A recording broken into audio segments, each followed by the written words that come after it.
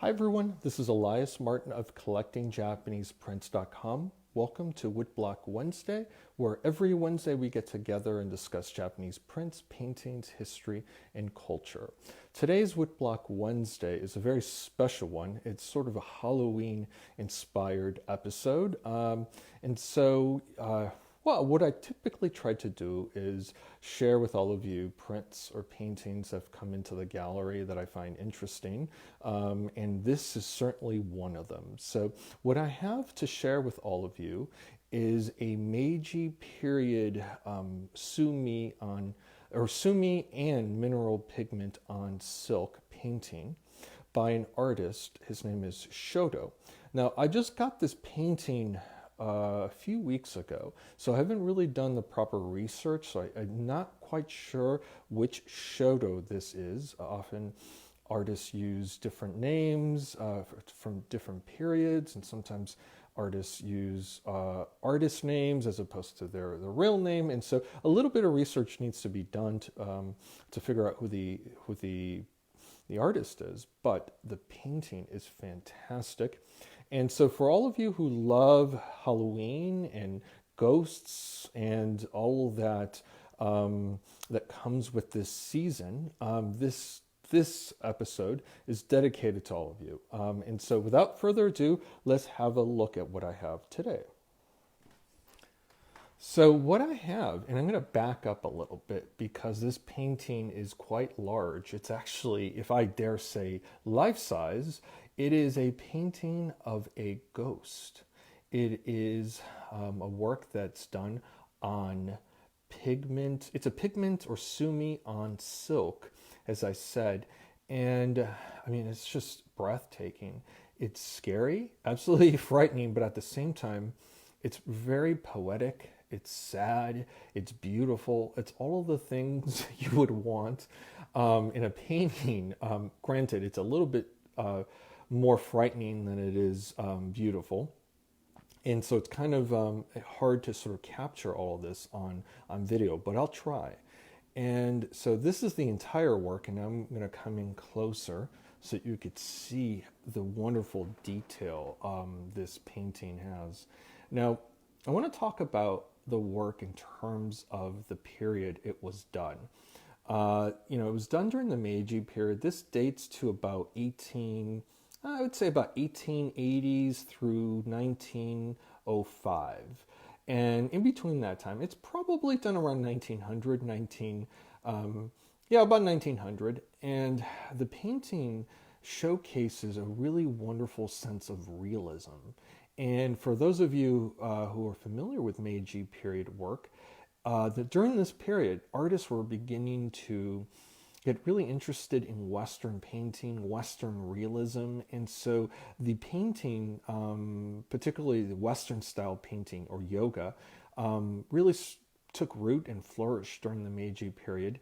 And the artists were, sort of keen to emulate the realism they were experiencing from the paintings coming in from Europe. And so this work really showcases the interest in realism, but at the same time, it imbues the realism in a very supernatural and outlandish sort of subject, a ghost. Hopefully, most of you have not seen a ghost in person, and so one can't say that it's completely realistic per se.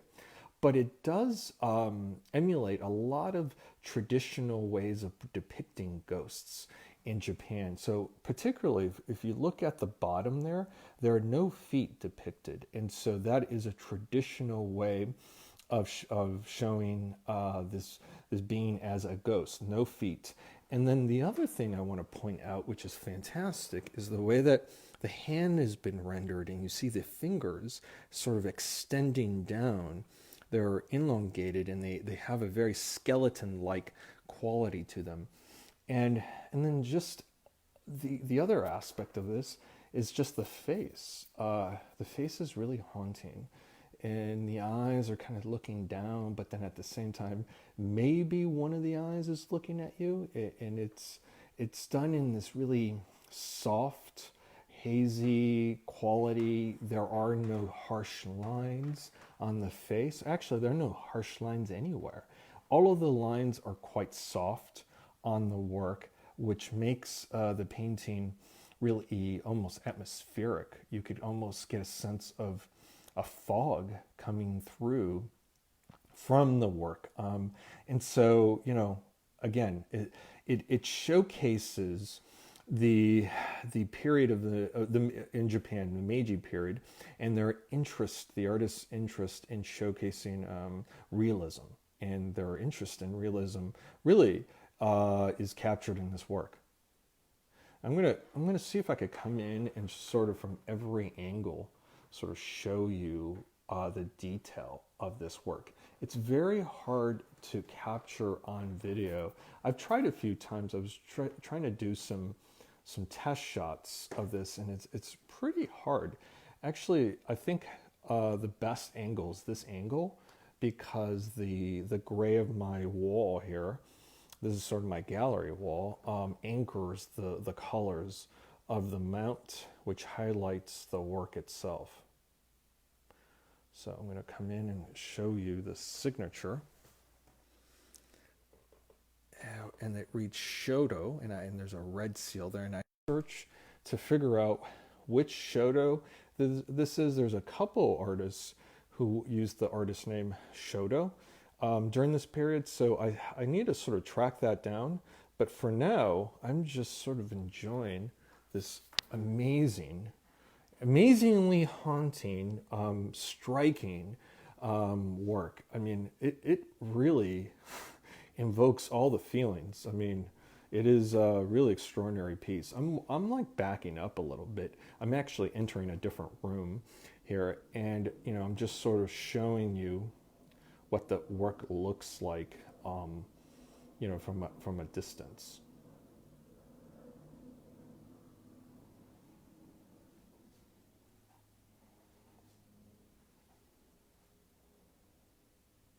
Now, I should say a little bit about the tradition of ghost prints and paintings. And, many people might wonder, why would someone want to produce something that is this sort of scary? Could someone live with this? And the answer is yes. And the answer is because to many people, these ghost paintings were seen sort of as an amulet of sorts to ward off ghosts, actually. And so there are a lot of paintings by other artists that showcase not just ghosts, but you see, demons and other creatures that maybe are connected with disease or smallpox. And, artists, particularly like Hokusai, for example, there's a really famous one of a shoki done in red. And the color red was associated with disease. And so that painting was done to ward off, disease.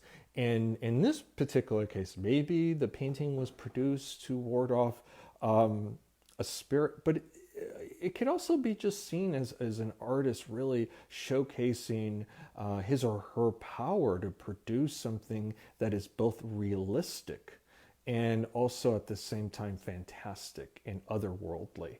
So it's a fantastic piece. I'm really delighted to be able to share this work with all of you. It's just, as I said, it is beautiful. It's frightening. It invokes all the feelings, and but it's very powerful. So that's really what the kind of art that I'd like to sort of share with all of you. It's art that invokes feeling and the expression of the artist. This is just extraordinary. So I'm going to back up a little bit so you could kind of see what it looks like from a distance, and I'll come back closer to the work.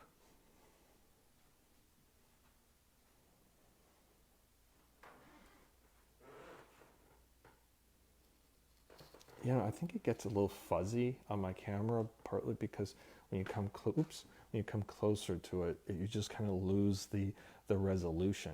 I could see why it's so fuzzy. So I think this is a good angle. Maybe this way as well. And once again, I'll showcase that the hand with the fingers extending down like like a skeleton. Yeah, it's really quite well done.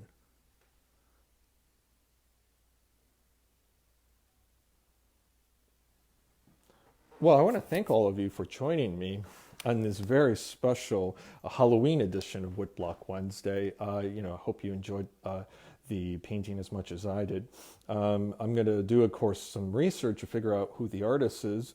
All I could figure out that the artist signed the painting Shoto. So anyway, if some of you recognize the artist or want to share some information on Shoto, feel free to leave it down below in the link, or link it below or in your comments. And of course, this video will be uploaded onto YouTube. So I want to welcome all of you who are watching this video on YouTube.